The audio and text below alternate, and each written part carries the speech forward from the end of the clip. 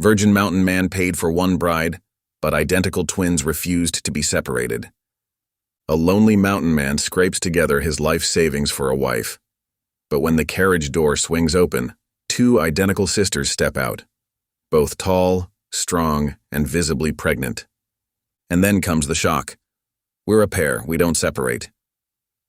Now his quiet cabin isn't just crowded, it's a storm of secrets, whispers, and danger. Because these women aren't running from poverty. They're running from a man who claims to own them. And he's coming. Snow's piling high, wolves circle the ridge. And when gunfire cracks through the blizzard, one question hangs heavier than the storm. Can one gentle man protect two fierce women and their unborn children when the past kicks down his door? Or will this mountain become their grave? But before we begin, please hit the like button and let me know where in the world you're watching from today. It's always fascinating seeing who's joining us from around the world. The lantern's flame flickered across the worn wooden table, casting dancing shadows on Caleb's weathered hands as he carefully counted his savings. Each bill was smoothed out with gentle care, some so thin from use they felt like dried leaves. The coins made soft clicking sounds as he stacked them into neat piles. $237, he whispered to the empty cabin. It was enough. It had to be enough. The agency letter sat beside the money, its crisp white paper a stark contrast to the rough-hewn table. Caleb's eyes kept returning to those precious words.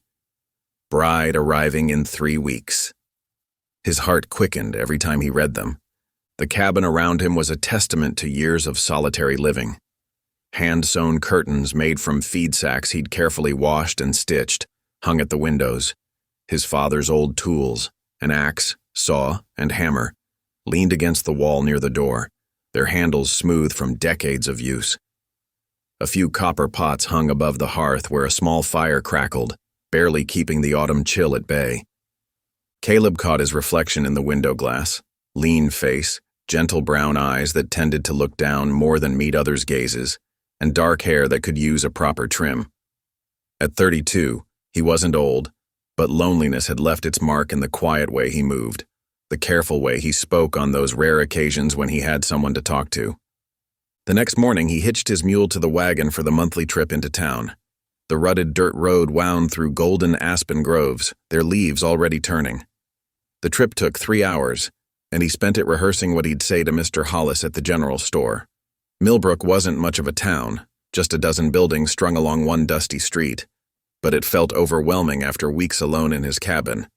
As he tied his mule to the hitching post, he could feel the stares. 2 women paused their sweeping to whisper behind their hands. Old Jim Tucker actually stopped his rocking chair to watch Caleb climb the store steps. The bell above the door announced his entrance. Mr. Hollis looked up from his ledger, his round spectacles catching the light. "Well, if it isn't Hermit Caleb," he said, using the nickname that made Caleb's shoulders tense. "Heard you're buying yourself a woman." Caleb placed his supply list on the counter. "Just need my usual order, Mr. Hollis, and some extra sugar if you have it." "Sugar, eh?" Hollis raised his eyebrows as he reached for items on the shelves. "Sure you can handle a wife? Living up there in the wild isn't for everyone, especially not some city girl who's never seen a mountain." Caleb gave a stiff nod, keeping his eyes on the counter. His hands wanted to clench into fists, but he kept them loose at his sides. Fighting wasn't his way. "None of my business, I suppose," Hollis continued, measuring out flour. "But folks around here remember what happened to your parents in that snowstorm. Mountain life is harsh." Caleb paid for his supplies without responding, though each word stung like a fresh cut. The whispers followed him down the street as he loaded his wagon.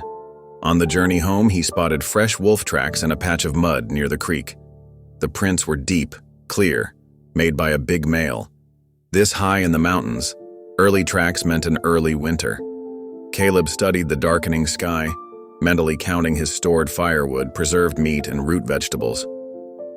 "Enough for one," he murmured. "But 2? The question haunted him all the way back to his cabin. That evening, as shadows lengthened across the valley, Caleb sat by the fire with his carving knife and a piece of birchwood. His hands moved steadily, carefully shaping the wood into a delicate comb. He'd been working on it for weeks, smoothing each tooth to perfect smoothness, adding a simple pattern of leaves along the spine. When he finished, he placed it on the windowsill where moonlight made the pale wood glow. Standing there, looking out at the silver-painted mountains, he whispered, "Please don't regret coming here." The fire needed feeding. Caleb added 2 logs, watching the flames catch and grow. As he worked, he didn't notice the gathering clouds far to the west, dark masses building against the horizon. 2 weeks crawled by like honey dripping from a spoon. Caleb threw himself into preparing the cabin, his hands raw from scrubbing floors and his shoulders aching from replacing worn shingles on the roof.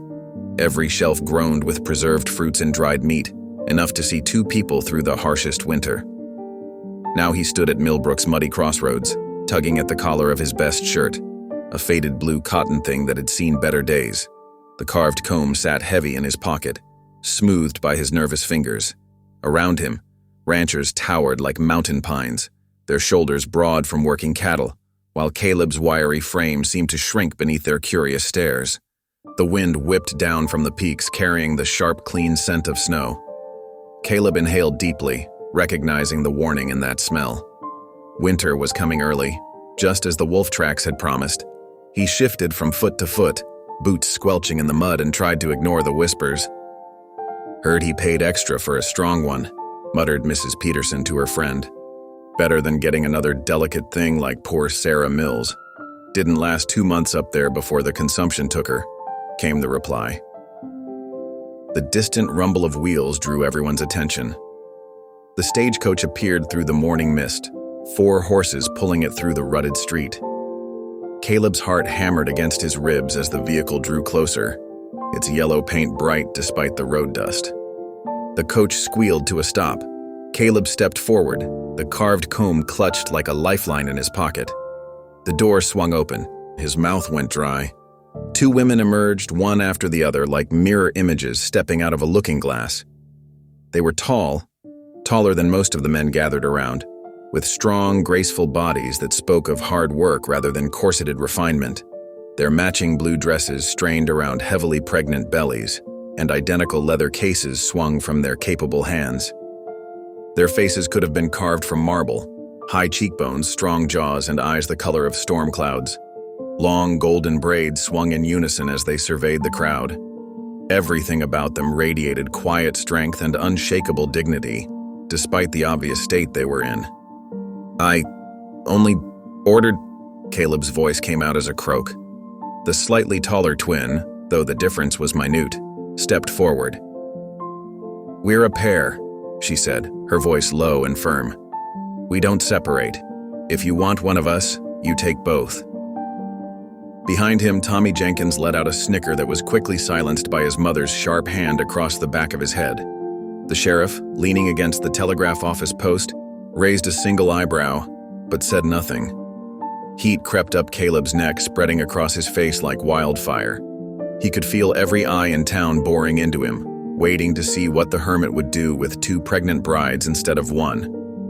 The twins stood perfectly still, patient as mountains, their hands resting protectively over their rounded bellies. They seemed unbothered by the stares and whispers, as if they'd faced far worse than small-town curiosity. Moving on instinct rather than thought, Caleb stepped forward and picked up their cases. The leather was expensive, but worn at the corners. These weren't city ladies used to luxury. He loaded the bags into his wagon, aware of how his hands trembled slightly. The first snowflakes began to fall as they started the long journey home, fat white flakes that melted as soon as they touched the ground. The twins sat side by side on the wagon seat, their shoulders touching while Caleb perched on the edge like a sparrow next to hawks. Their presence filled the wagon with an energy he'd never felt before, something both unsettling and oddly thrilling.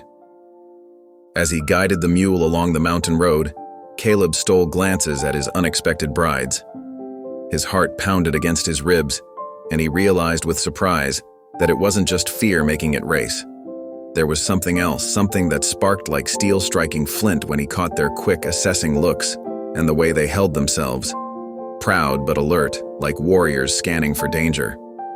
It was a feeling he had no name for, but it warmed him more than fear had any right to do. Caleb pushed open the heavy wooden door, stepping aside to let the twins enter. Their heads nearly brushed the rough-hewn rafters as they ducked through the doorway, making his usually comfortable cabin feel suddenly small. Their presence filled the space with an energy he'd never felt before, like lightning contained in glass.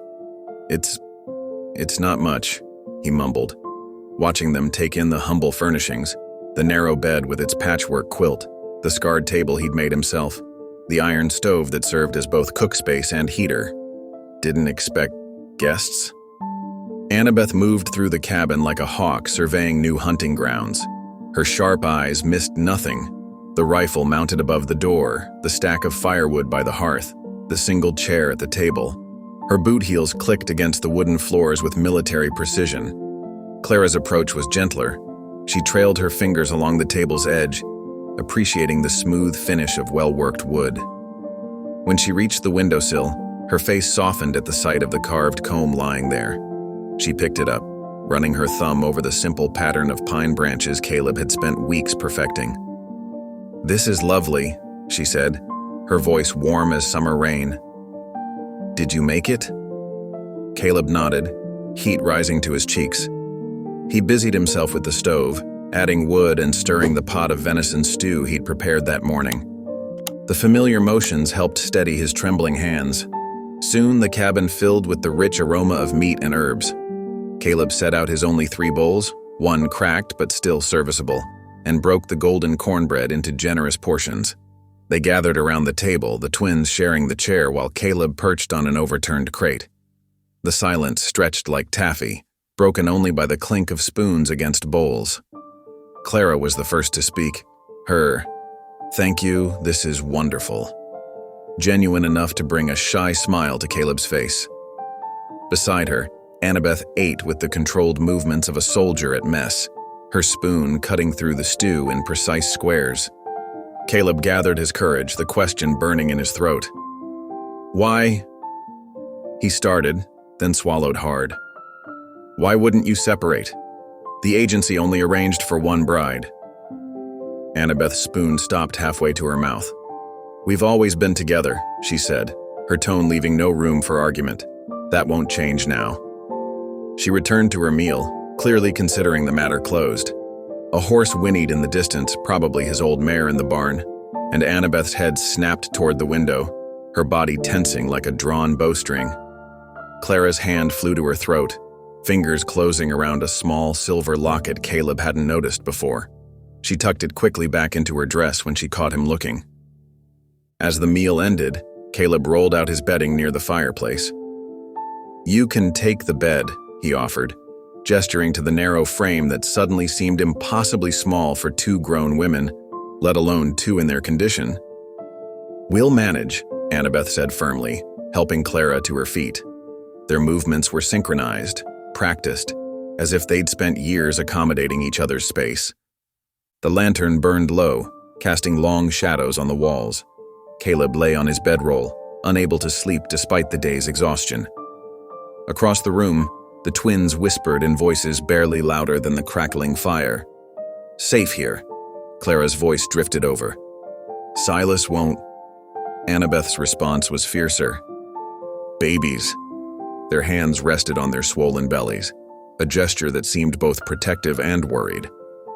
Caleb stared at the ceiling, counting the familiar knots in the wooden beams. The comfortable solitude he'd known for so long had been replaced by something far more complicated. He wondered, not for the first time that day, what kind of storm he'd brought into his life. Dawn slipped in gray and cold after a night of restless dreams. Caleb blinked at the pale light filtering through his cabin's frosted windows, watching as the delicate patterns of ice crystals caught the first weak rays of the sun. Tiny snowflakes danced in the air outside, coating the clearing in a thin white blanket that sparkled like sugar. His muscles ached from sleeping on the hard floor, his bones protesting each movement. But it wasn't just physical discomfort keeping him on edge.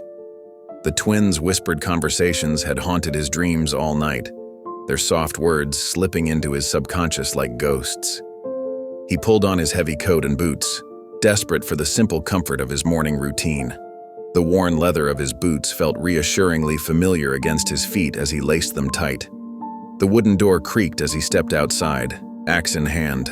the cold air biting at his exposed cheeks and making his eyes water. The sound of quiet laughter drifted through the walls, the twins sharing some private joke over their morning coffee. The sound made his chest tight with a loneliness he couldn't quite name, a hollow feeling that had been his constant companion until their arrival.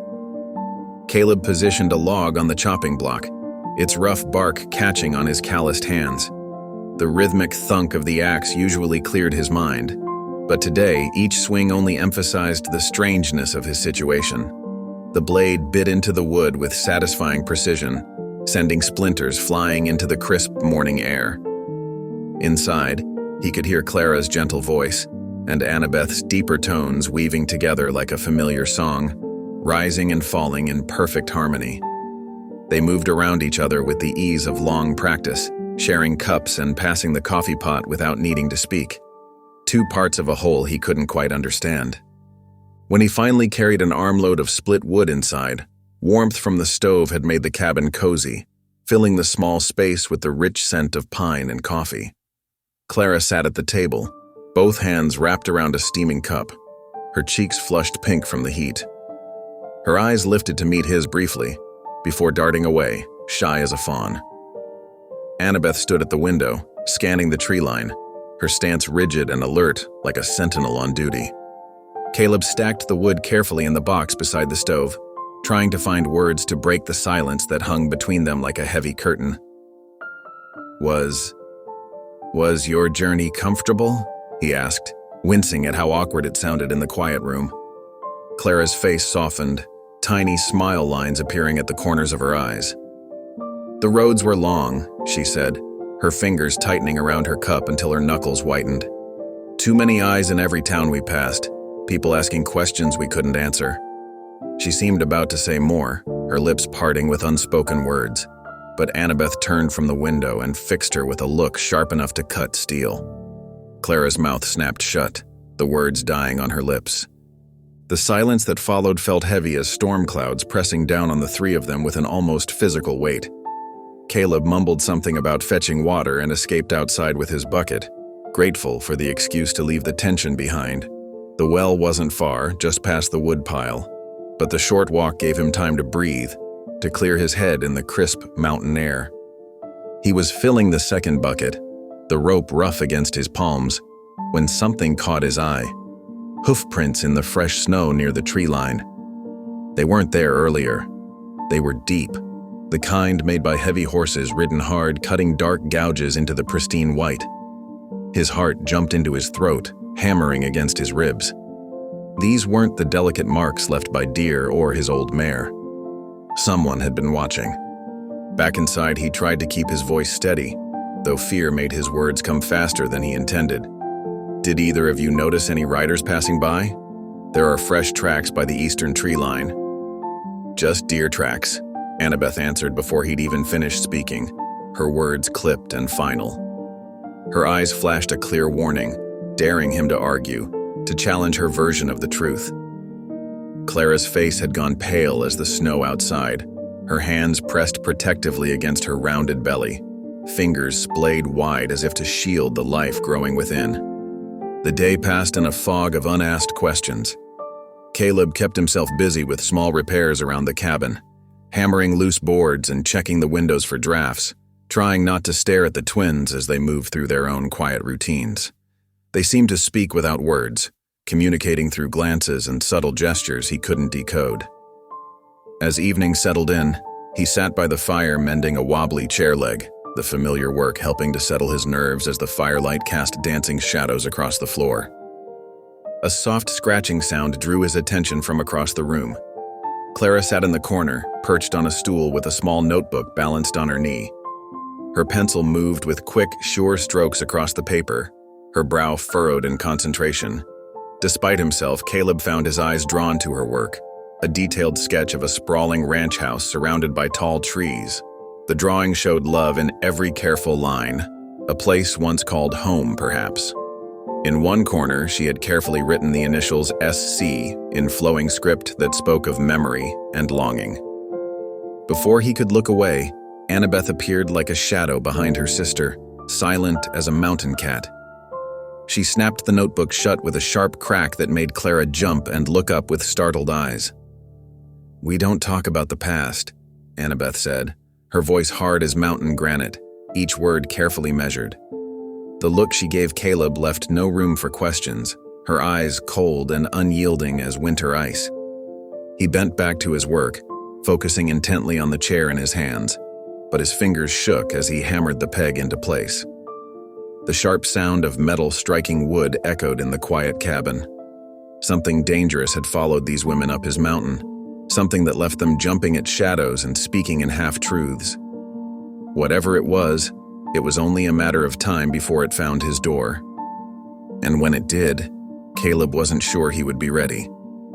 2 days slipped by since the carriage rolled up Caleb's road. Snow deepened. So did the silence between truths.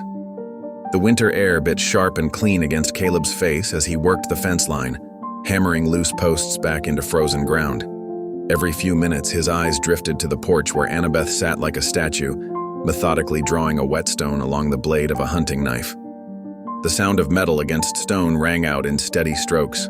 Annabeth's movements were precise, almost graceful, but her eyes never stopped scanning the tree line. The knife's edge caught weak sunlight, flashing like silver fish in dark water. Caleb couldn't shake the feeling she was more soldier than bride, standing guard against some unseen enemy. Through the cabin's window, Clara's gentle humming drifted out with the smell of cooking stew. He caught glimpses of her moving about the kitchen, her pregnant belly brushing against the counter as she chopped vegetables. The sight made his chest ache with a confused mix of tenderness and worry. A crow's harsh call split the air, making Caleb jump. The black bird wheeled overhead, its wings dark against the pale sky. Something felt wrong about this day, a wrongness that lived in the spaces between heartbeats, in the shadows between trees. Caleb couldn't name it, but it sat heavy in his gut like spoiled meat. When evening drew in, they gathered around the rough table. Steam rose from bowls of rabbit stew, carrying the scent of herbs Clara had dried and stored in little cloth bundles. Caleb watched the twins eat, noting how they moved in perfect mirror images, spoons lifting in the same rhythm, bread torn with identical motions. The question that had been burning in his throat for days finally broke free. "Who's SC?" he asked, keeping his voice low and steady. The effect was instant. Both women went still as deer before a hunter. Clara's spoon clinked against her bowl, the sound sharp as breaking ice. Annabeth's face hardened into smooth stone, her eyes going cold and distant. "A name you'll never need to know," Annabeth replied, each word measured and final as a coffin nail. Anger flared in Caleb's chest, hot and sudden. He'd paid good money for a wife, not a web of secrets. But looking at Clara's pale face, at the way Annabeth's hand had shifted to rest near her knife, he swallowed the bitter words rising in his throat. Whatever darkness these women carried, pushing too hard might shatter what fragile peace they'd built. After the dishes were cleared, Clara offered to help Caleb mend his winter boots. They sat close to the fire, passing needle and waxed thread between them. When their fingers brushed during the exchange, they lingered a moment too long. The touch sent warmth spreading up Caleb's arm like summer sunshine. From her place by the window, Annabeth watched. Her jaw tightened, muscles working beneath the skin. The air in the cabin grew thick with unspoken words and warning glances between the sisters. Sleep came hard that night. Caleb tossed on his bedroll, dreams full of thundering hoofbeats and shadows moving through snow. A sound jolted him awake. Something real this time. His eyes snapped open to see faint lantern light dancing between the trees outside. Heart pounding, he eased his rifle from its place by the door. The floorboards creaked softly under his feet as he crept to the window. Through frosted glass, he watched the light weave between dark trunks like a will-o-wisp. Then, as suddenly as it appeared, the light vanished. The forest stood silent and still, wearing its blanket of snow like a shroud. But dread coiled in Caleb's gut like smoke, heavy and choking. Whatever hunted his mountain had drawn closer tonight, and he feared the price of learning its name. Morning came sharp and bitter, with no sign of tracks where the light had glimmered. Caleb pulled his wool coat tight against the biting wind as he circled the cabin's perimeter. Fresh snow had fallen overnight, a pristine white blanket that erased any evidence of visitors. His boots crunched through the powder as he searched for something, anything, to explain the mysterious light. But nature had hidden all answers beneath its winter veil. Back inside, warmth from the cook stove wrapped around him like a blanket. Annabeth sat on a rough-hewn chair, her strong fingers working deliberately at her bootlaces. Her face held the same stern concentration she gave to everything, from cutting vegetables to watching the tree line. "Going to check my snare lines," she announced, though her tone suggested more purpose than simple hunting. "We need fresh meat." Caleb stepped forward, adjusting his belt. "I'll come with you. Know these woods better than—" "No." The word cracked like a whip. Annabeth's eyes locked onto his, hard as river stones. "Stay with Clara." Something in her voice made Caleb's spine stiffen. It wasn't just a request, it was a warning. He glanced at Clara, who sat by the fire knitting what looked like a baby blanket, her belly round beneath her worn dress. The way Annabeth's hand tightened on her knife handle told him all he needed to know. Whatever danger lurked in the woods, Clara needed protection more than Annabeth needed help. The morning stretched into afternoon. Caleb kept his hands busy splitting logs, the rhythmic thunk of the axe echoing across the snow-covered clearing. The work helped quiet his mind, though his eyes never stopped scanning the trees. Movement at the forest's edge caught his attention. A rider emerged from the shadows, his horse's hooves breaking through the crusty snow. The stranger wasn't what Caleb had feared. Not the mysterious Silas whose name the twins whispered, just a bearded man in a long coat looking trail-worn but well-armed. The man guided his horse closer, just near enough to speak.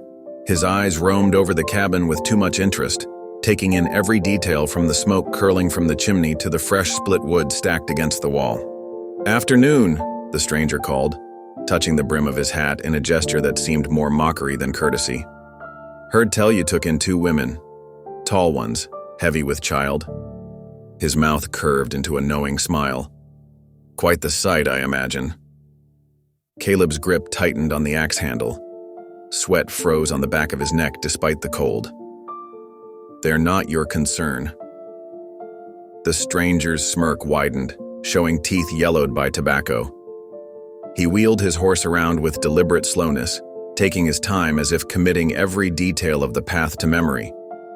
The way he rode off, unhurried, confident, sent ice through Caleb's veins that had nothing to do with the winter air.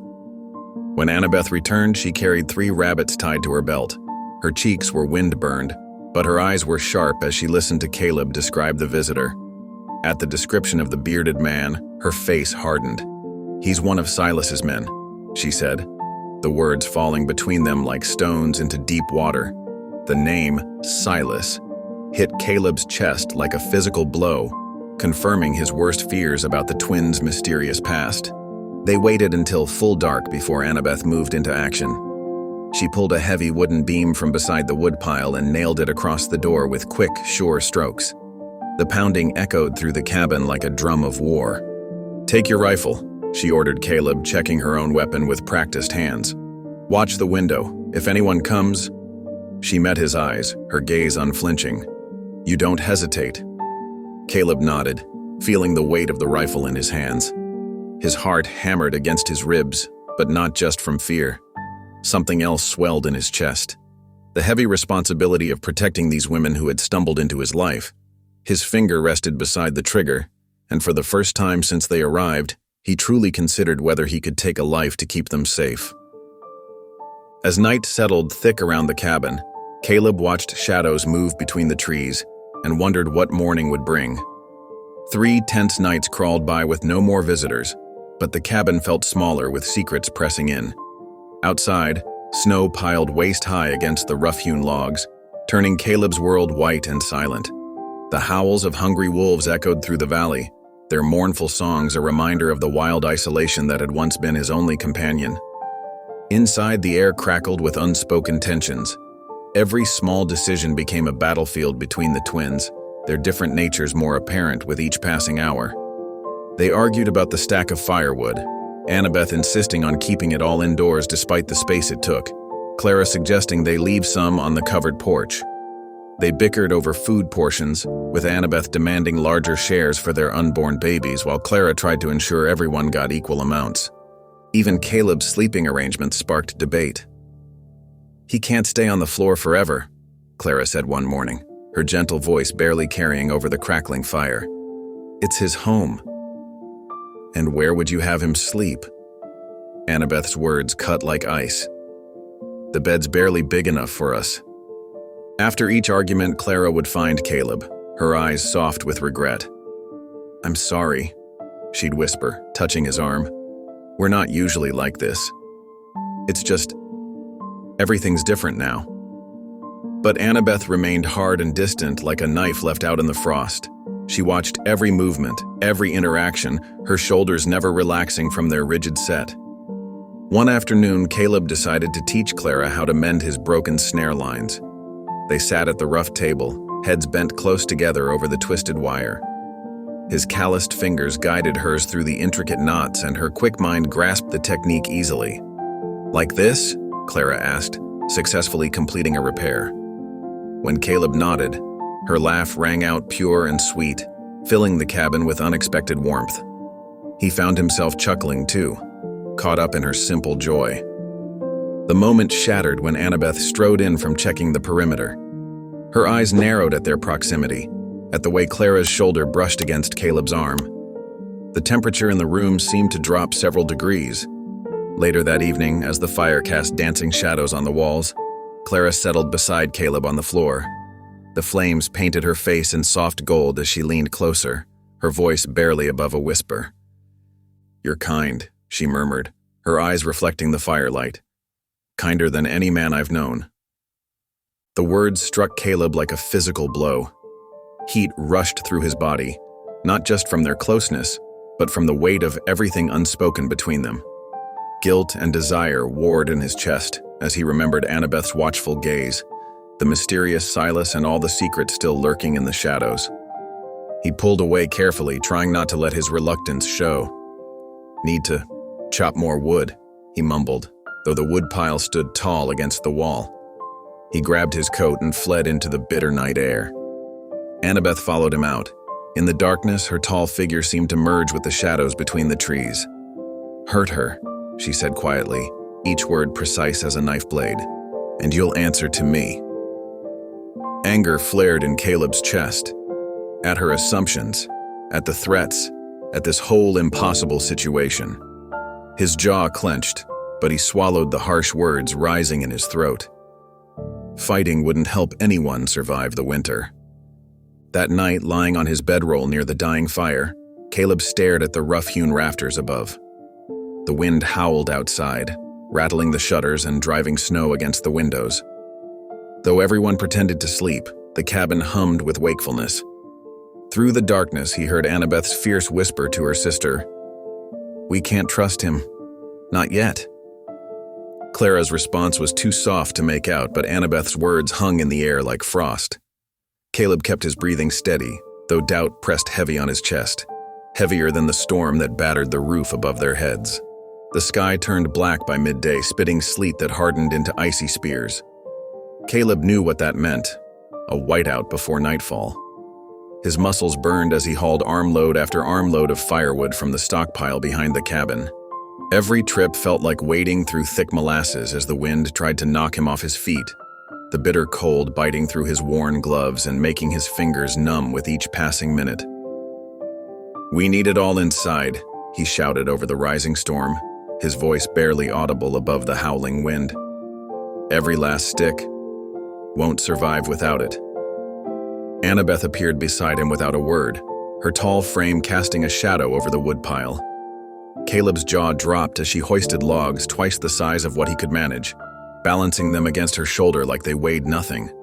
Her face remained stone-set, focused on the task, while her long braid whipped in the wind like a copper-colored snake.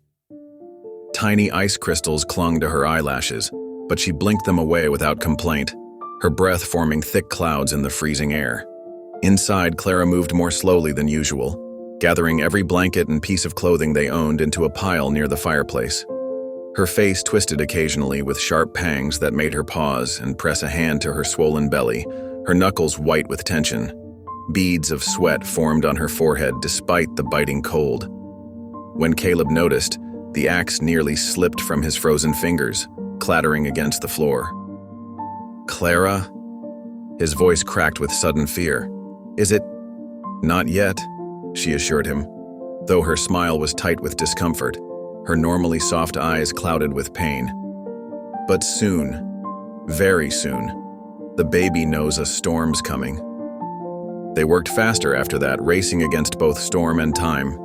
Caleb reinforced the door with extra boards, hammering with frantic energy, each strike echoing through the small cabin. Meanwhile, Annabeth stuffed rags into every crack where the wind whistled through, her strong fingers working methodically despite the trembling cold. The temperature plummeted so quickly that ice crystals formed on the inside of the windows, creating delicate, menacing patterns across the glass. By nightfall, the storm's fury reached its peak. Snow completely smothered the windows, turning the glass into rippled sheets of white that glowed eerily in the firelight. The wind screamed like a wounded beast, finding every weakness in the cabin's walls and making the timbers creak and groan under the pressure. They huddled close to the fireplace, feeding it log after precious log, watching their winter's wood supply dwindle at an alarming rate, the dancing flames offering little comfort against the knowledge of what awaited if they ran out. "Half gone," Caleb muttered, counting what remained with growing dread. In one night, his stomach churned as he calculated their other supplies. Barely enough food for a week if the storm kept them trapped. He should have stocked more, should have been better prepared. The weight of his failure pressed down like the snow on the roof, threatening to crush him beneath its weight. Clara reached for his hand, her touch gentle despite her pain. "We'll manage," she whispered, though another contraction made her wince and bite her lower lip. "We always do. God provides." Then came the pounding at the door. Not wind. Knuckles on wood. Heavy, deliberate, human. Each thud sent vibrations through the floorboards beneath their feet. A voice roared over the blizzard's howl. "Open up, Caleb! Or we come in. You can't hide forever." The sound hit like a physical blow. Annabeth froze mid-step, her face draining of color. Not from fear, but from a rage so pure it seemed to radiate heat.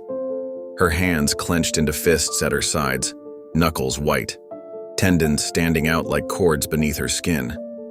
Caleb's heart thundered in his ears as he grabbed his rifle from its place by the door.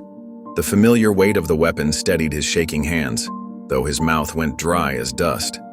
He swallowed hard, tasting fear like copper on his tongue. He crept toward the door, finding a thin crack between the boards where he could peer out into the storm.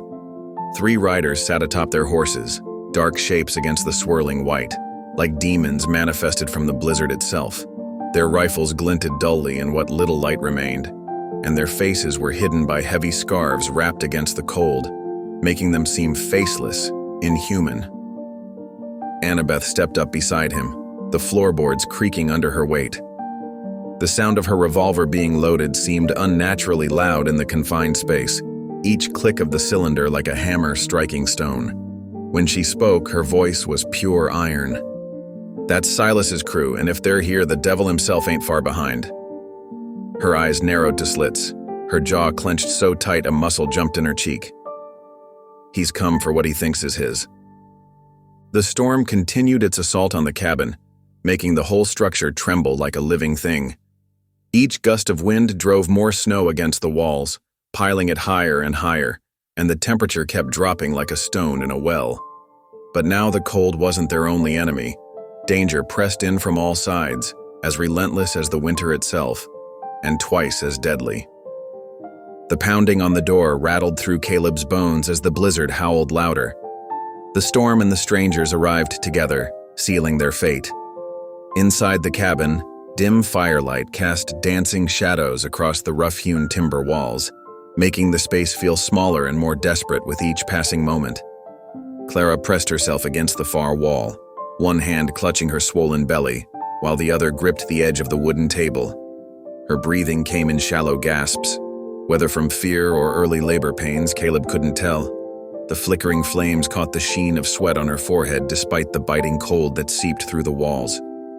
Caleb knelt by the hearth, his rifle laid across his knees. His fingers traced the familiar worn wood of the stock, but the weapon felt heavier tonight, weighted with the possibility of having to use it against men instead of game. The fire's warmth couldn't touch the chill that had settled in his gut. Annabeth moved like a caged wolf in the confined space, checking her revolver for the third time. The metallic click of the cylinder spinning seemed unnaturally loud in the tense quiet. Her face was hard as mountain stone when she growled, "3 men now means more coming by dawn."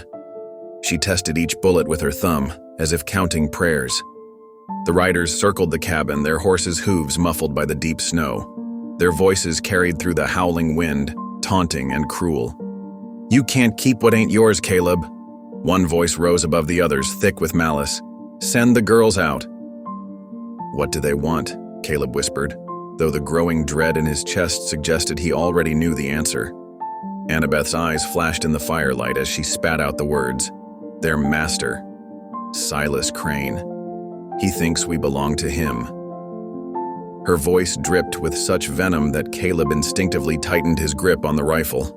The thunder crack of a gunshot split the night. Glass exploded inward as a bullet shattered one of the small windows, burying itself in the wall mere inches from Caleb's head. Splinters of wood sprayed his cheek as he jerked backward, nearly dropping his rifle in shock. His heart hammered against his ribs as he forced his trembling hands to steady on the weapon. Clara bit back a cry, sliding down the wall to crouch lower. Annabeth moved to her sister's side in 2 long strides, placing herself between Clara and the broken window. Without speaking, they all seemed to reach the same decision.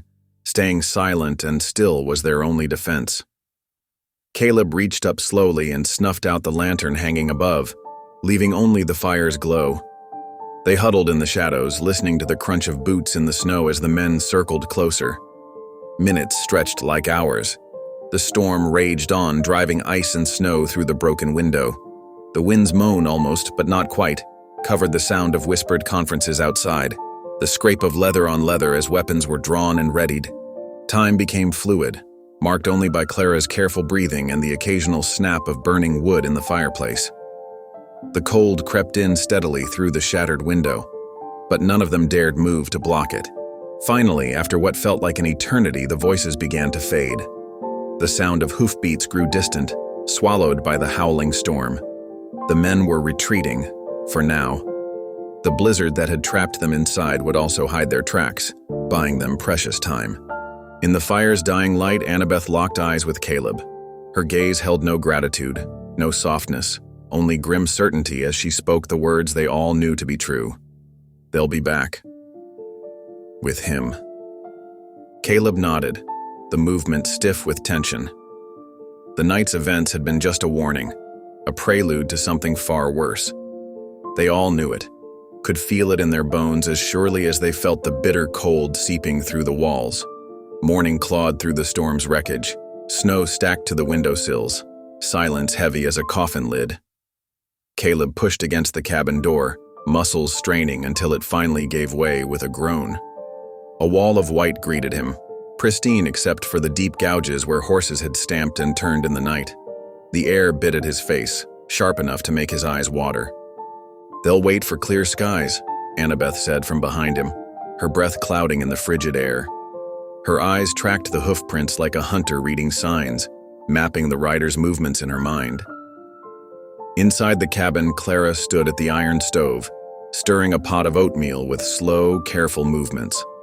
Her other hand pressed against her lower back, and Caleb caught the flicker of discomfort that crossed her face. She tried to hide it with a smile, but another wave of pain made her grip the wooden spoon tighter.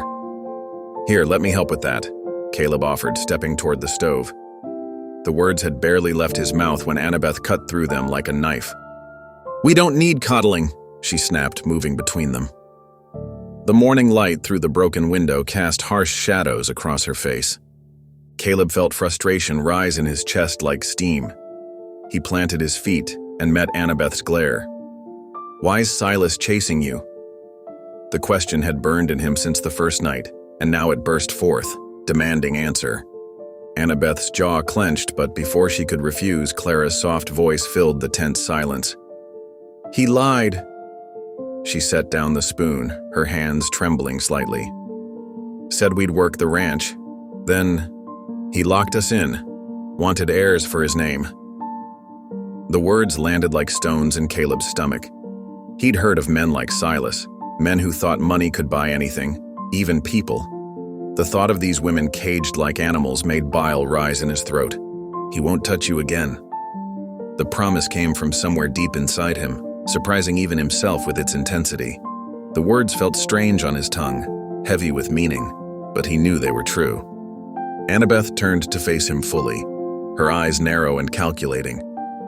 She studied him like a blacksmith testing metal, looking for weak spots that might bend or break under pressure. After a long moment, she reached for the revolver at her hip and held it out to him. "Then learn to use this right." They moved outside to the woodpile, where Annabeth had set up empty cans along a fallen log. The snow crunched under their boots as she showed him how to stand, how to hold the weapon so it became an extension of his arm rather than a foreign thing. Caleb's first shot went wide, sending snow flying beyond the target. The second wasn't any better, and the third made Annabeth click her tongue in frustration. She stepped close behind him, her strong hands gripping his wrists to adjust his aim. "Breathe out when you squeeze the trigger," she murmured, her voice close to his ear. The warmth of her presence against his back made his heart skip, but before the moment could catch fire, she stepped away, leaving him cold again. That evening, they gathered near the hearth, sharing the rabbit Annabeth had caught in one of her snares. The meat was tough but welcome after days of oatmeal and dried beans. Snow whispered against the walls outside, gentler now than the previous night's fury. Clara told a story about the time Annabeth had chased off a fox with nothing but a wooden spoon, her voice light with memory. To everyone's surprise, including his own, Caleb found himself chuckling. Then Annabeth's lips curved in what might have been a smile, and suddenly they were all laughing, the sound brief and fragile as spring ice, but real nonetheless. As Caleb laid down on his bedroll that night, the familiar creaks of the cabin around him seemed different somehow, less lonely. He closed his eyes, thinking that maybe trust was possible between them, if the mountain didn't swallow them first. 3 days later, the snow eased enough for Caleb to hitch the sled and haul furs to town. Supplies were down to crumbs. The morning air stung his lungs as he loaded beaver and fox pelts onto the wooden runners, each breath visible in pale puffs. "I'm coming with you," Annabeth announced, already pulling on her heavy coat. Her tone left no room for argument, but Caleb tried anyway. "It's not safe," he said, straightening to face her. "If Silas's men are watching the roads—" "Which is exactly why you need someone watching your back," she cut in, checking the revolver at her hip. "And leave Clara here alone?" Caleb countered, his voice rising slightly. "What if they circle back while we're gone?" Heat flashed in Annabeth's eyes, a familiar spark that usually preceded an explosion. But instead of shouting, she pressed her lips into a thin line, studying him with that calculating gaze he'd come to know so well. "Fine," she muttered finally, though the word sounded like it cost her. "But don't trust anyone. Not the shopkeeper, not the preacher." She paused, fixing him with a hard stare. "Especially not the law." The trip into town took longer than usual, the sled runners catching on patches of ice hidden beneath the slush. Caleb's mule picked its way carefully down the mountain trail, steam rising from its flanks despite the cold. As he guided the sled through the muddy streets, Caleb felt stares prickling his back like needles. Townsfolk gathered in small clusters, their whispers carrying on the bitter wind. 2 wives in that cabin. Living in sin up there. Someone ought to do something. The general store's bell jangled as Caleb pushed through the door, arms loaded with carefully stretched pelts. Mr. Hollis barely looked up from his ledger, just jerked his chin toward the counter. The usual warmth of their trading sessions had frozen over since the twins' arrival.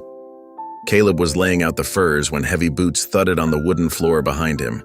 He turned to find Sheriff Dakin filling the doorway, mud crusting his spurs and a hardness in his jaw that spoke of trouble. "Caleb," the sheriff said, not quite a greeting. He stepped closer, thumbs hooked in his gun belt. Been hearing things about your situation up there. Caleb's hands stilled on the pelts. Have you? 2 women. Sheriff Dakin's voice dropped lower, though they were alone in the store. Both heavy with child. Living under your roof. Unmarried. They've got no one else, Caleb said, fighting to keep his voice steady. That may be so. The sheriff's eyes were cold as river rocks. But you've got a choice to make. Marry one of them legal and proper, or I haul you in for indecency. The threat landed like a physical blow. Caleb's throat tightened as he imagined trying to choose between the sisters, knowing it would destroy whatever fragile trust they'd built. But he nodded anyway, as if agreeing, while his mind raced ahead to the impossible choice before him. You've got 1 week, Sheriff Dakin added, turning toward the door. Make it right, or I'll make it right for you. The ride home felt longer, darker, though the sky was the same flat gray it had been all morning. Dread coiled in Caleb's gut like a rattler as he imagined the sheriff riding up the mountain with marriage papers in one hand and handcuffs in the other. He was so lost in thought that he almost missed the tracks. Fresh hoofprints cut through the dirty snow beside his trail, deep, deliberate marks from heavy horses moving with purpose. They weren't there on his way down, and they led straight toward his cabin. Fear knifed through Caleb's chest as he recognized the pattern of the horseshoes, the same ones that had circled his cabin during the storm. He snapped the reins, urging the mule faster. Snow sprayed like ash from the sled runners as they raced against whatever darkness waited ahead. Silas was close. Too close. Caleb burst through the clearing by dusk, heart hammering like a war drum. The hoofprints vanished into the trees, but smoke curled from his chimney. Safe? Or a trap? He yanked the reins, bringing the mule to a sliding stop in the fresh snow. The sled runners creaked behind him as he scanned the tree line, rifle already in his hands. The cabin windows glowed with soft firelight. No movement outside, no strange horses tied up. Still, Caleb approached cautiously, boots crunching through the crusty snow. He pressed his back against the rough logs beside the door, took a deep breath and shouldered it open. Relief flooded through him at the sight inside. Annabeth sat by the fire, revolver laid across her knees, alert as a hunting hawk. Clara stood at the wooden counter, dicing potatoes with trembling hands, her face pale and damp with sweat. Both alive, both safe. Then Annabeth's eyes locked onto his, hard as steel. You were followed. The words turned his relief to ice. Caleb dropped the supplies and moved quickly to kill the lamp near the window. How many? 1 rider, Annabeth said, rising smoothly despite her swollen belly, keeping to the trees. Watching. Clara set down her knife, one hand pressed against her lower back as she moved to the second lamp. The cabin plunged into darkness, except for the firelight. They took up positions near the windows, Caleb and Annabeth with their weapons ready, Clara crouching behind them with her own small derringer. Snow muffled every sound outside, creating an eerie stillness broken only by their careful breathing. Caleb's fingers ached from gripping his rifle, but he didn't dare loosen his hold. The weighting stretched like a bowstring pulled too tight. Hours crept by. Wind moaned through the pine branches, playing tricks with their ears. Every shadow seemed to move. Every creak of the cabin's timbers made them flinch. Then, hoofbeats, slow, deliberate. The sound of a man who knew he had all the time in the world. Caleb peered through a crack in the shutters. A single rider emerged from the darkness, tall in the saddle, draped in a black oilskin coat that rippled in the wind. Even without seeing his face clearly, Caleb knew this was Silas Crane. Something in the way he carried himself, the arrogant tilt of his head, the casual way his hand rested near his gun. It all spoke of a man used to owning whatever he wanted. Silas reined his horse to a stop in the clearing. His voice cut through the night, smooth as poison honey. Annabeth! Clara! Come now. You know I don't like games. Beside Caleb, Annabeth's knuckles whitened on her gunstock. A tiny sound escaped Clara's throat, something between a whimper and a snarl as she clutched Caleb's sleeve. Stay down, Caleb whispered, his voice barely a breath. He ain't getting you. Either of you. The crunch of boots in snow followed as Silas dismounted. His spurs jingled with each measured step toward the cabin door. When he spoke again, the false warmth had drained from his voice, leaving only a predator's growl. "Caleb," he called out, "you've got something of mine. Open this door, and I'll make it easy." A pause, heavy with threat. "Don't." The words hung in the frozen air. Moonlight caught Silas's face as he turned, highlighting the cruel grin that spread across his features. His hand came to rest on the pearl-handled revolver at his hip, a gesture as casual as a lover's touch. Caleb's breath fogged the cold glass as he whispered, more to himself than anyone, "Over my dead body." Night hung heavy after Silas's warning. He left, but his promise lingered like smoke under the door, seeping into every corner of their sanctuary. The cabin creaked with tension as Caleb moved methodically from window to window, hammering boards across each one. The hollow thuds echoed through the small space, matching the rhythm of his racing heart. Sweat beaded on his forehead despite the chill, each nail driven with purpose, each one a small barrier between his makeshift family and the danger lurking beyond. Near the hearth, Annabeth sat cross-legged on the floor, her pregnant belly making the position awkward and uncomfortable. She shifted occasionally to ease the pressure on her back.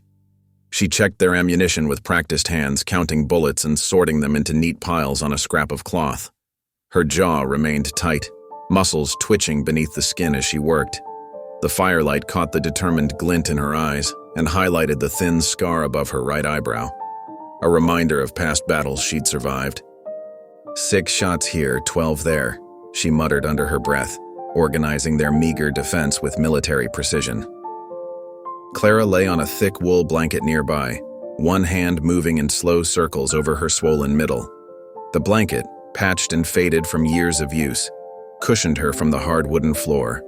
Every few minutes her breath would catch, face tightening as another contraction rippled through her.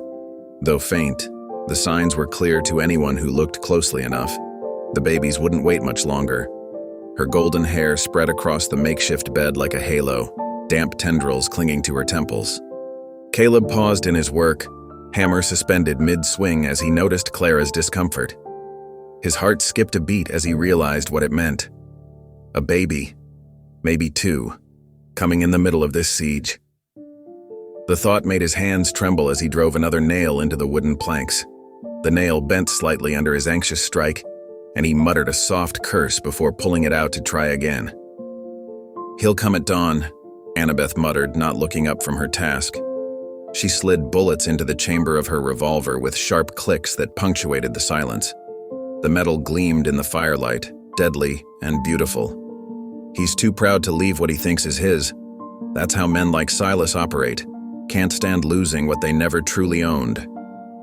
The fire crackled between them as they gathered close, speaking in hushed tones as if Silas might be listening at the walls, pressing his ear to the rough-hewn logs.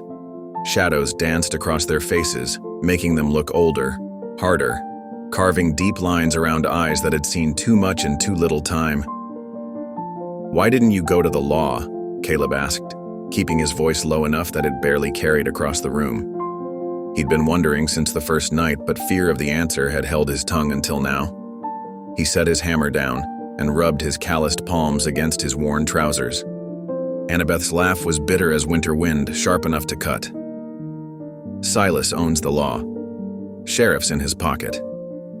She checked the sight on her gun, squinting one eye as she aimed at an imaginary target on the far wall, adding, "Money talks louder than justice in these parts. Always has." Caleb's shoulders slumped as he remembered his encounter in town. The memory of the sheriff's dismissive eyes made his stomach clench. Speaking of the sheriff, he told them about the ultimatum: marry one sister legally or face arrest for indecency. The words felt sour in his mouth, like spoiled fruit he couldn't spit out. Clara pushed herself up on her elbows, wincing slightly as another pain crossed her face. Her voice came soft as falling snow, gentle but somehow cutting through everything else.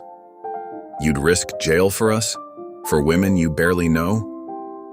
Caleb met her gaze steadily, surprised by the strength in his own quiet words. "I'd risk worse. Much worse." His hands, usually uncertain in everything but hunting and building, were perfectly still now. The declaration hung in the air between them, weighty as a promise before God.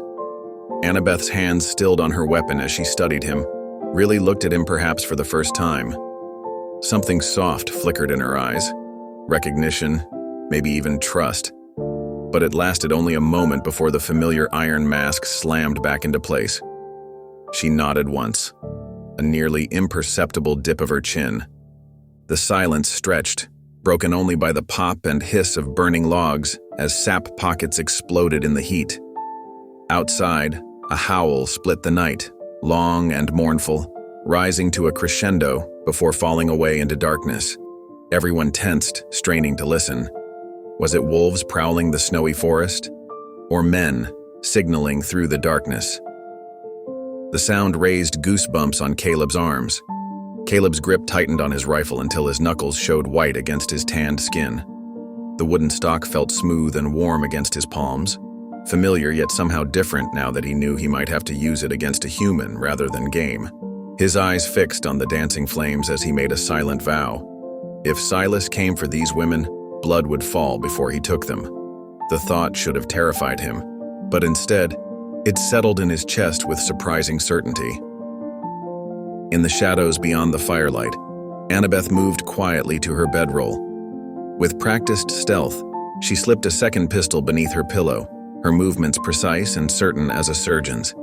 The metal gleamed once in the dim light before disappearing into the folds of rough cloth.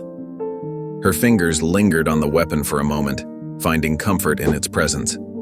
A last resort that she prayed she wouldn't need to use but would not hesitate to if the time came. Dawn crawled gray and bitter, the storm's rage broken into a cruel calm. Frost crystals coated the cabin windows like delicate lace, beautiful yet haunting in the early light. Caleb's breath fogged the glass as he pressed close, squinting through a small clear patch between the ice patterns. His heart nearly stopped. There, cutting bold lines through virgin snow, fresh hoofprints led from the tree line straight toward the cabin. They weren't even trying to hide their approach anymore. The tracks looked deliberate, almost arrogant in their directness. "He's close," Annabeth whispered from behind him, her voice tight with tension. She stood with her back against the rough-hewn wall, revolver ready in her steady hands. A soft cry drew their attention. Clara lay curled on her side near the dying fire, face contorted in pain as another contraction gripped her body. Caleb rushed to her side, helping her sit up against the wall. His hands trembled as he supported her shoulders, panic knotting his gut into a hard ball. The babies were coming. Now, of all times. Clara's fingers dug into his arm as the contraction peaked. Sweat beaded on her forehead despite the morning chill. When the pain eased, she managed a weak smile that didn't reach her eyes. "Bad timing, little ones," she whispered to her swollen belly. The crack of a gunshot shattered the dawn silence. Caleb jerked upright, rifle already in his hands as he spun toward the sound. The blast echoed off the mountain slopes, a warning shot fired into the air, designed to rattle their nerves. Voices carried across the snow-covered clearing, and Silas's distinctive drawl slithered through the gaps in the cabin walls. His tone dripped false sweetness, like honey masking poison. "Last chance, boy," Silas called out. "Send my women out before the snow drinks your blood." Caleb felt rage surge through him, hot and fierce. His hands steadied on the rifle as he shouted back through a gap in the boards. "They're not yours, Silas." His voice quavered slightly but held firm, stronger than he felt inside. The answer came in lead and thunder. Gunfire erupted from multiple directions. Silas hadn't come alone. Bullets punched through the cabin walls with dull thuds, sending splinters flying. The air filled with the sharp crack of rifles and the deeper boom of revolvers. Caleb launched himself across the room, diving low. He crashed into Clara, shielding her body with his own as he dragged her behind the sturdy bed frame. She cried out as another contraction hit, the sound lost in the chaos of battle. Annabeth moved like a shadow, ducking and weaving between the shots. She found a gap in the window shutters and returned fire with deadly precision. Her revolver barked again and again, the muzzle flash lighting up her fierce expression. Wood splintered near her head, but she didn't flinch. Instead, she adjusted her aim and squeezed the trigger. A scream rang out from the trees, followed by cursing and the sound of a body hitting snow. Then, as suddenly as it began, silence slammed down over the clearing. The quiet felt heavier than the gunfire had been. Thin streams of snow drifted through the bullet holes in the walls, catching the wan morning light like falling stars. Caleb's hands shook as he reloaded his rifle, fumbling with the cartridges. His breath came in ragged gasps, heart pounding so hard he could barely hear anything else. He glanced at Clara, who lay pale but conscious behind the bed, then at Annabeth. Blood streaked Annabeth's left sleeve where a bullet had grazed her arm. She didn't seem to notice the wound, her face set in a fierce snarl as she crouched by the window. "He'll rush next," she growled, checking her ammunition with practiced movements. Clara's hand found Caleb's in the tense quiet. Her fingers clamped down hard as another contraction tore through her body, stronger than before. A soft groan escaped her lips, despite her attempt to stay silent. The siege stretched into hours. No more shots, just the wind keening through bullet holes and the distant scrape of boots on snow. Inside the cabin, thick gun smoke hung in the air, mixing with the sharp scent of fear and spent powder. The morning light filtered through the holes in the walls, casting strange shadows that danced across the floor like restless spirits. Caleb's hands trembled as he tore strips from his cleanest shirt. Blood seeped from the graze on Annabeth's arm, painting crimson trails down to her wrist. She sat still as stone while he worked, her breathing steady despite the pain. When his fingers brushed her skin to bind the wound, electricity seemed to spark between them. Their eyes met. Something unspoken crackled in that moment. Respect, maybe, or something deeper neither dared name. Annabeth's usual iron gaze softened for just a heartbeat before she looked away. A whimper broke the silence. Clara lay curled on her side by the hearth, face gleaming with sweat despite the chill air. Her hands clutched her swollen belly as another wave of pain washed over her. "It's starting, isn't it?" Caleb blurted, his voice thick with worry. The words hung in the air like smoke. Clara nodded, biting her lip until it turned white. Her eyes squeezed shut as she fought to stay quiet, knowing any sound might give away their position to the men outside. Silas's voice drifted through the bullet holes, smooth as snake oil and twice as deadly. "Ain't no use, Caleb. Women die in childbirth all the time up here." His boots crunched closer in the snow. "Let me in. I'll save her." The words hit Caleb like physical blows, but instead of fear, he felt rage rise up hot and fierce in his chest. Words he didn't know he had in him burst forth. "Over my dead body." Annabeth moved like a shadow beside him, checking her revolver with practiced ease.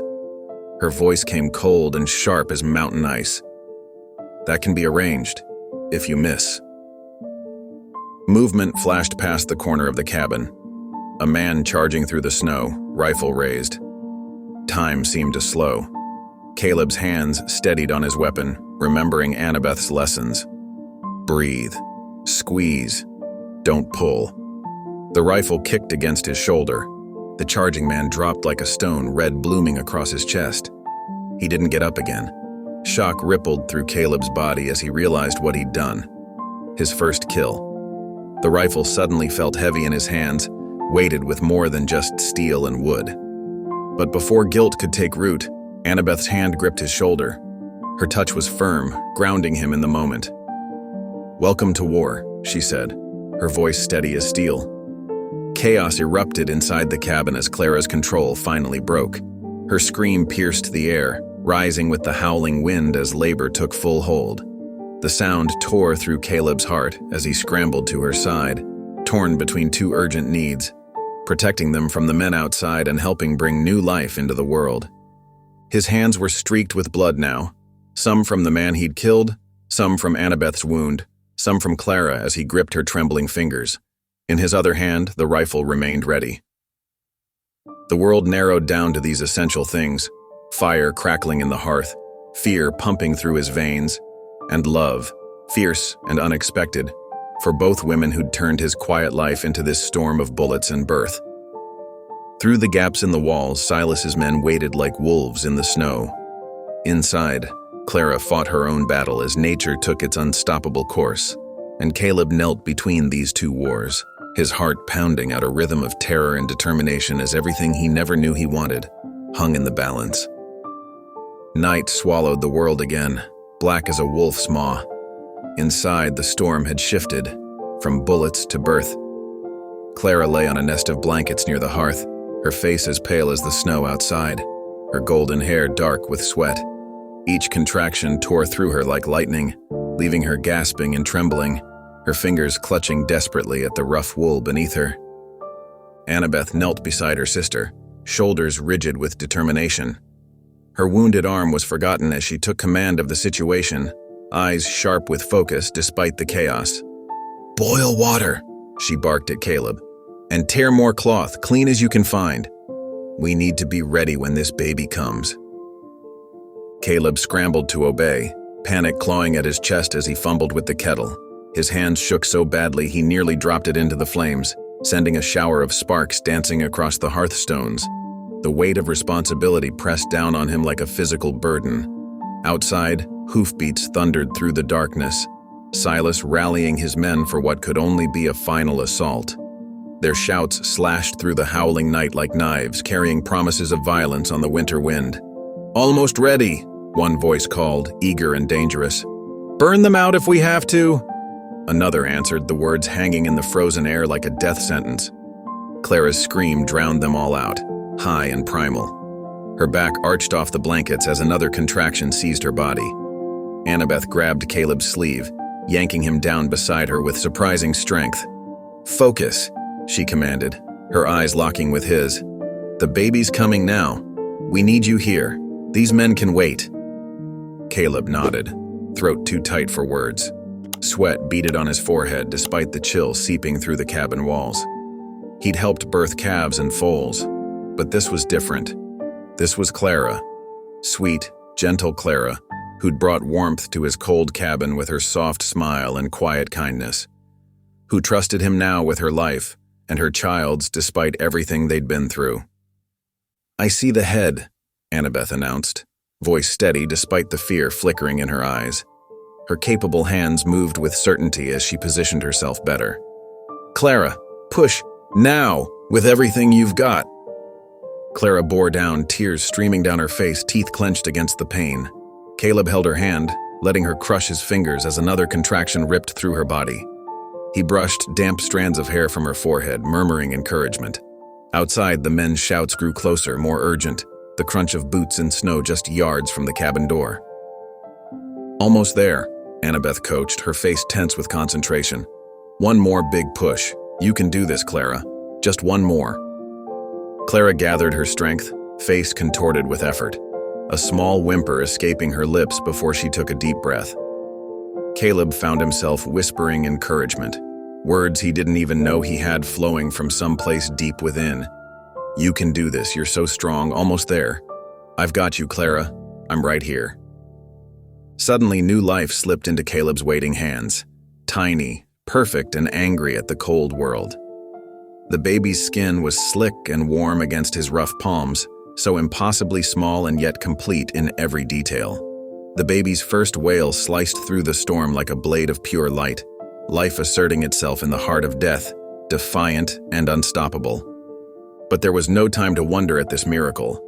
A tremendous crash exploded against the door, wood splintering with a sickening crack as Silas and two men burst through like demons from hell.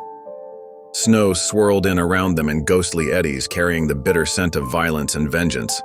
Their faces were red with cold and fury, their breath fogging in the cabin's warmth. Caleb spun, dropping the bloodied cloths and reaching for his rifle propped against the wall. His heart hammered wildly as his fingers closed around the cold metal. He brought it up, finger squeezing the trigger, but there was only a hollow click that echoed in his ears like thunder. Empty.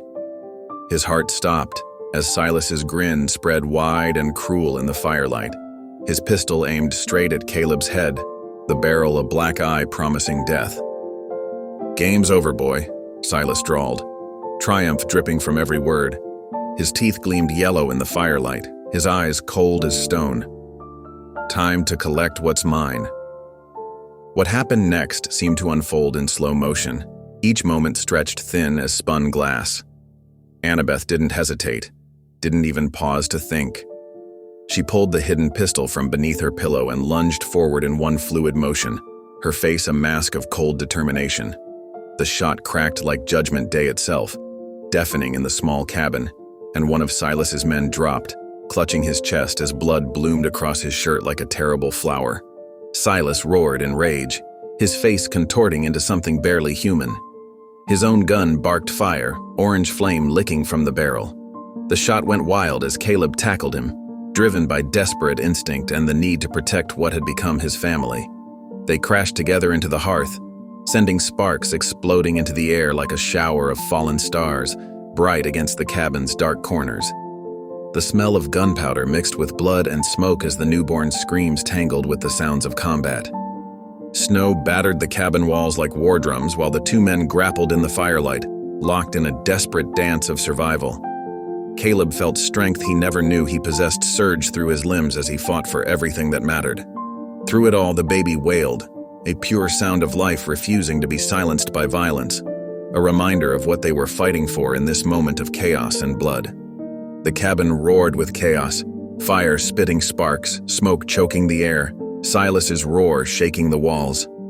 Caleb's back pressed against the hot stones of the hearth as he grappled with Silas, embers searing his hands through his torn shirt. The larger man's weight crushed down on him, muscles straining as he tried to force his pistol barrel under Caleb's chin. Sweat and blood mingled on Caleb's face as he fought with everything he had. His arms trembled from the effort of keeping the gun away from his flesh. Silas's breath came hot and rank against his cheek, filled with the stench of whiskey and hatred. Another shot cracked through the cabin. Annabeth stood like an avenging angel, her revolver steady despite her wounded arm. The second of Silas's men dropped with a wet scream, clutching his chest as he collapsed. Blood spread across the rough planks like spilled wine. Behind them, Clara's sobs mixed with her newborn's wails. She huddled in the corner, shielding the tiny life against her chest, her golden hair matted with sweat and tears. The baby's cries seemed to pierce straight through Caleb's heart, giving him strength he didn't know he possessed.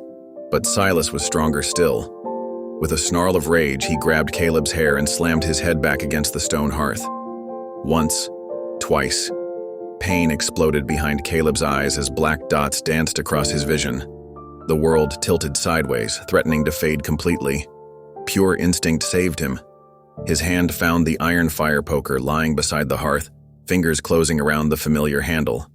Without thinking, Caleb swung it hard, putting every ounce of desperate strength behind the blow. The poker connected with a sickening crack. Silas staggered backward, blood pouring down his temple in a crimson sheet. But instead of falling, he let out an inhuman growl. His hand went to his belt, drawing a wicked hunting knife that gleamed in the firelight. "I'll gut you slow," Silas spat, blood staining his teeth red. "Make you watch while I take what's mine." He lunged forward like a striking snake, blade flashing. But Annabeth was faster. She threw herself between them, a cry of pain tearing from her throat as the knife sliced deep into her forearm. Her blood sprayed across Caleb's face, hot and accusing. Something snapped inside Caleb at the sight. All his gentle nature, all his hesitation about violence, it burned away like chaff in a storm. Red filled his vision, and a roar burst from his chest that he barely recognized as his own voice. With strength born of pure fury, Caleb drove the fire poker forward. It struck home between Silas's ribs with a sound like wet leather tearing. The bigger man's eyes went wide with shock, his mouth working soundlessly as he stumbled backward. The knife clattered to the floor from nerveless fingers. Silas followed it down, landing hard on his knees before toppling sideways. His boots drummed against the floorboards in a terrible rhythm as his body refused to accept its fate. Caleb staggered back until he hit the wall, chest heaving as he stared at what he'd done, at the man who'd brought so much terror now twitching in a growing pool of his own blood. The fire poker slipped from Caleb's trembling fingers, landing with a dull thud that seemed to echo through his bones. Annabeth stood rigid nearby, gripping her bleeding arm. Her jaw was locked tight against the pain, steel in her spine refusing to let her fall. Their eyes met across the chaos, a moment of shared horror and fierce triumph. "It's over," Caleb whispered, his voice hoarse and strange in his own ears. "God help us. It's over." But even as the words left his lips, the thunder of approaching hooves cut through the howling storm outside. The night wasn't finished with them yet. Minutes crawled by like years. Blood soaked the floorboards. Silas gasped shallow breaths in the corner, and the wind keened like a mourner. The cabin reeked of copper and gun smoke, thick enough to choke on. Caleb's hand still trembled from the violence. The memory of the fire poker sliding between ribs burned into his mind. Clara's screams shattered his dark thoughts. She writhed on the blankets, face contorted in agony as another contraction seized her body. This one looked fiercer than before, her knuckles white as she gripped the fabric beneath her. Annabeth leaned against the wall, pressing a blood-soaked rag to her wounded arm. Despite her pallor, steel still glinted in her eyes. "Forget me," she snapped at Caleb's concerned look. "She's crowning." Caleb dropped to his knees beside Clara, trying to steady his shaking hands. They were still stained with Silas's blood, and he quickly wiped them clean on his shirt. The first birth had been miracle enough. Now he had to find the strength to help bring another life into this blood-soaked night. Clara grabbed his hand, squeezing so hard he felt bones grind together. "I can't," she sobbed. "I can't do it again." "You can," Caleb said firmly, surprising himself with the conviction in his voice. "You're the strongest woman I know." Thunder rolled across the mountains, but this time it wasn't nature's fury. Hoofbeats hammered through the snow, growing louder with each passing second.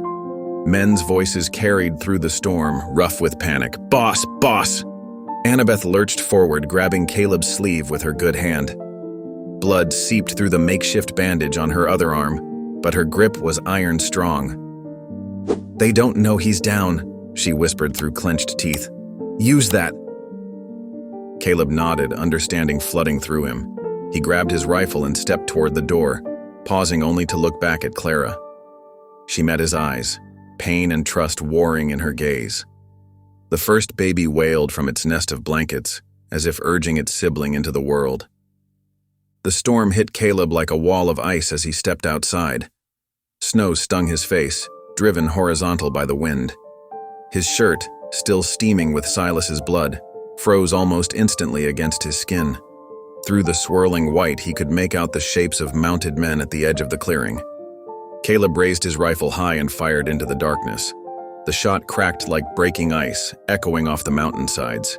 He filled his lungs with frozen air and shouted with everything he had left. "Your boss is dead. Ride off or join him." The words carried through the storm, harsh and final. Silence fell, broken only by the howling wind and the nervous stamping of horses. Then came the cursing, low, frightened voices realizing their invincible leader had fallen.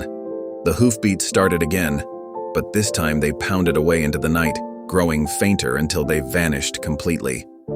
Caleb's legs nearly gave out as he stumbled back inside, slamming the door against the screaming wind. The warmth hit him like a physical blow, along with the sounds that filled the cabin. Clara's exhausted pants, Annabeth's quiet encouragement, and the fierce cry of a second tiny voice joining its sibling in the world. 2 babies now. 2 new lives somehow blooming in the midst of all this death. Caleb stared at the scene before him. Clara cradling both infants, tears streaming down her face. Annabeth slumped against the wall, a tired smile finally cracking her warrior's mask.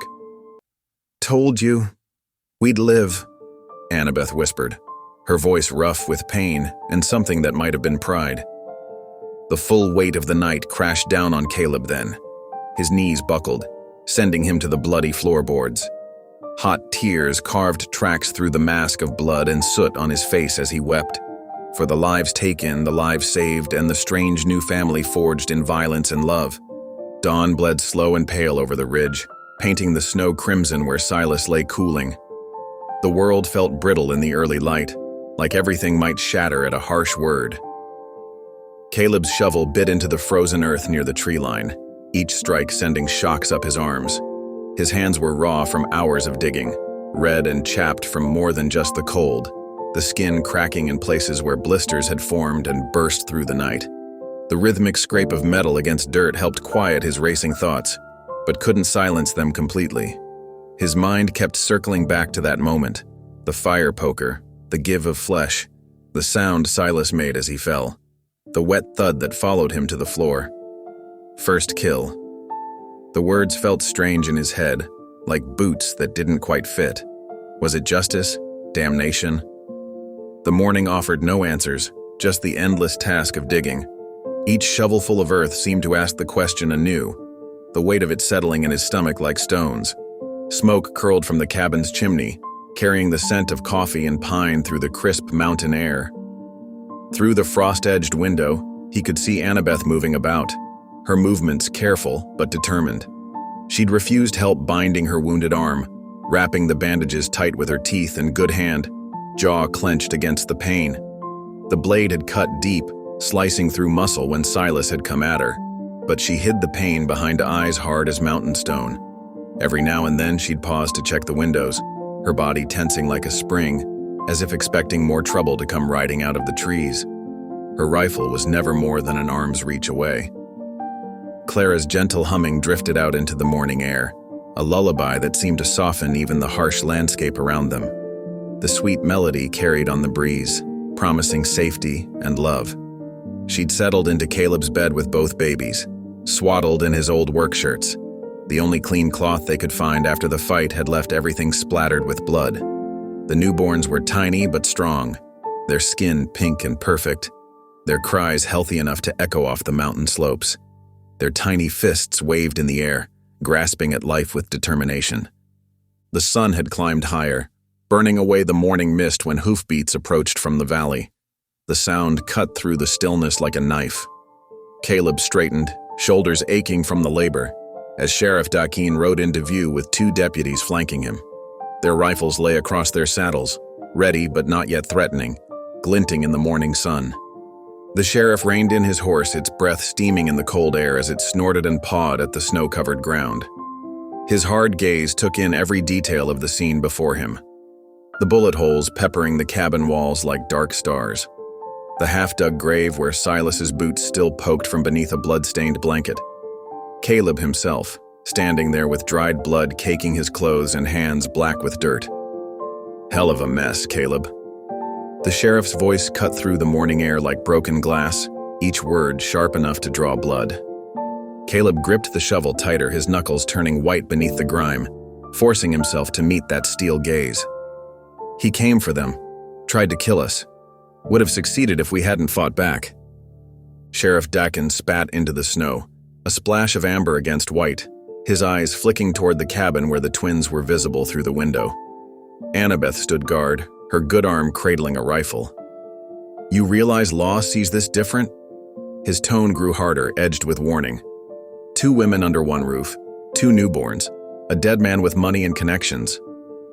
Something shifted in Caleb's chest, fear giving way to a quiet certainty that settled in his bones. He squared his shoulders, standing straighter despite the exhaustion weighing him down like a physical burden. Then write what you want, he said, voice steady as the mountains behind him. But know this, Silas Crane ain't terrorizing anyone else. Not these women, not any others. The sheriff studied him for a long moment, the silence stretching tight as a bowstring about to snap. Only the soft nickering of horses and the distant cry of a hawk broke the stillness. Finally, he muttered, "Snow covers sins quicker than a preacher's prayer." He waved his deputies back with a sharp gesture. "You keep quiet. Bury him deep." His mouth twisted in a grimace, somewhere between disgust and reluctant respect. "And marry one of them, for God's sake." Caleb watched them ride away, their horses kicking up sprays of powder that glittered in the sun like scattered diamonds. The weight of freedom settled over him like a heavy blanket, warm but pressing, a comfort that came with a price measured in blood. He turned back to the grave, shoulders squared against whatever tomorrow might bring. That night, the cabin breathed heavy with silence broken only by crackling logs and soft newborn cries. The air inside hung thick with wood smoke and the lingering scent of blood, though they'd scrubbed the floors until their hands were raw. Caleb sat slumped in his rough-hewn chair by the fire, head buried in his calloused hands. His shoulders sagged under the weight of the day's choices, each breath carrying the memory of violence. Across the room, Annabeth perched on the edge of the bed, grimacing as she adjusted the bandage on her arm. The white cloth had bloomed with fresh red spots, but she refused to show pain beyond the occasional sharp intake of breath. Her eyes remained alert, scanning the windows out of habit even though Silas lay cold in the ground. Clara sat in the corner, gently rocking one of the newborns against her chest. The infant's tiny fingers curled around the edge of the blanket, while soft whimpers escaped its lips. Clara's eyes were full of unspoken questions, darting between Caleb and her sister as the silence stretched taut as a bowstring. Finally, Annabeth's voice cut through the hush, practical and sharp as ever. "Sheriff's right. If you don't pick, they'll come again." She shifted, wincing as the movement pulled at her wound. Different men, same hunger. Caleb lifted his head slowly, revealing eyes red-rimmed from exhaustion and emotion.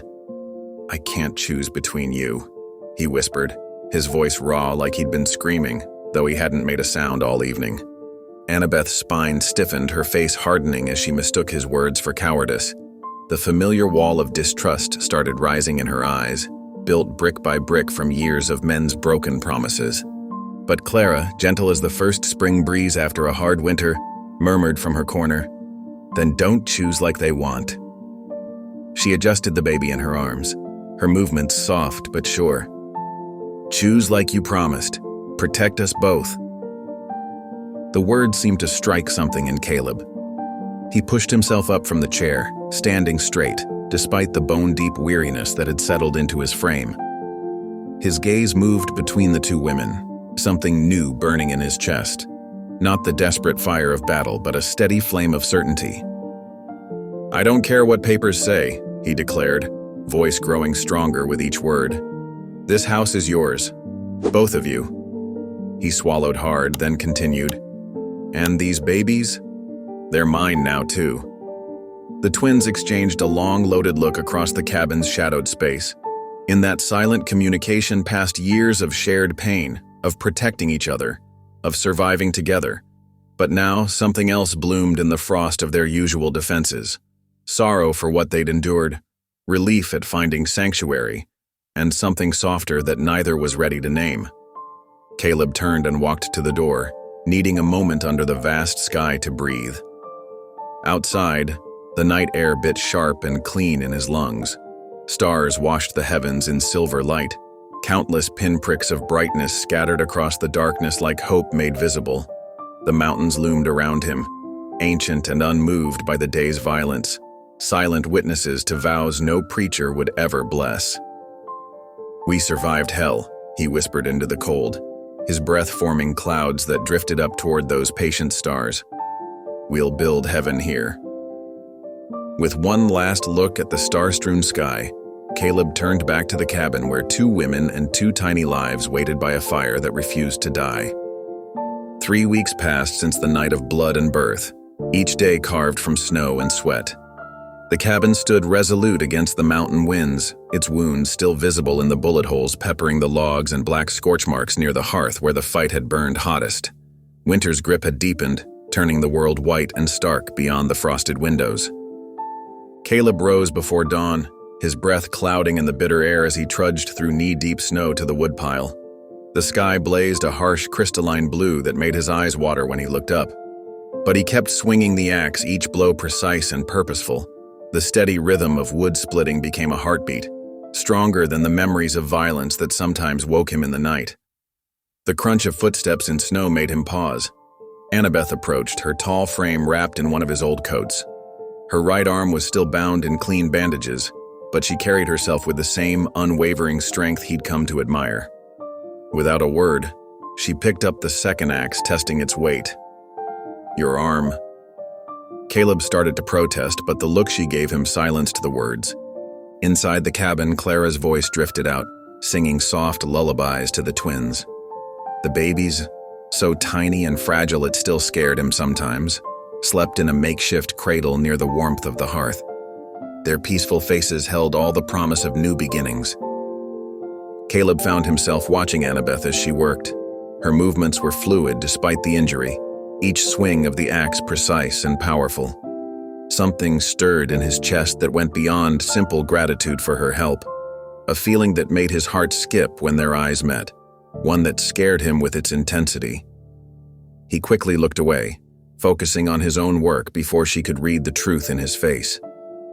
As the morning wore on, they fell into an easy rhythm together. They carried lumber to patch the bullet-riddled walls, Caleb showing her how to fit the pieces just so. They hung new shutters he'd carved in the evenings, stronger than the old ones. Together, they dug deeper storage beneath the cabin floor, preparing for the long winter ahead. Caleb worked like a man possessed, but it wasn't duty driving him anymore. Each repair, each improvement, was an act of devotion to the tiny family that had crashed into his solitary life and made it overflow with purpose. His muscles burned, sweat freezing on his brow, but he barely noticed the discomfort.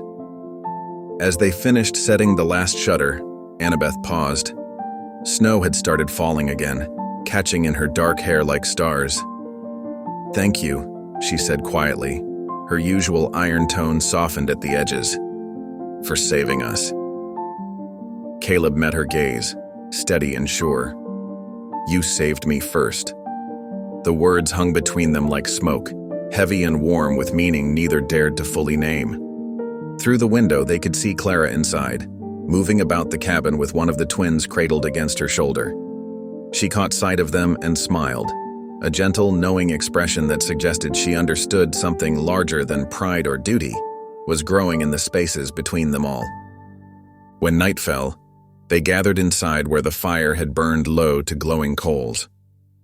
Clara approached Caleb, who sat in his chair trying to massage feeling back into his aching shoulders. Without ceremony, she laid one of the babies in his arms. His heart leaped into his throat as he carefully cradled the tiny bundle, terrified of doing something wrong. The infant's eyes fluttered open, dark and unfocused. Then, with perfect trust, a tiny fist reached up and curled around his calloused finger. Caleb's breath caught. "Guess I ain't alone anymore," he whispered, voice thick with emotion. The three adults sat close by the fire, watching the shadows dance across the newly patched walls. Those shadows seemed softer now, like ghosts finally finding rest, while the wind sang gentle lullabies around their healing home. Winter began to break, icicles dripping like glass tears from the cabin's eaves. With the thaw came new questions Caleb couldn't dodge anymore. The morning air held a hint of spring's promise, but it did nothing to lighten the weight in his chest as he hitched the mule to the sled. He secured the last bundle of furs with trembling fingers. The pelts would fetch a good price, but that wasn't what made his heart hammer against his ribs. Today, he would put pen to paper and make official what his heart already knew, at least part of it. Annabeth emerged from the cabin, her tall frame wrapped in her warmest coat. The scars on her arm had healed into pale lines that she wore like battle medals, refusing to hide them. Her chin lifted with that familiar defiance that both challenged and captivated him. Clara stood in the doorway, one baby nestled against her shoulder while the other slept in the cradle inside. The morning light caught in her hair, turning it to spun gold.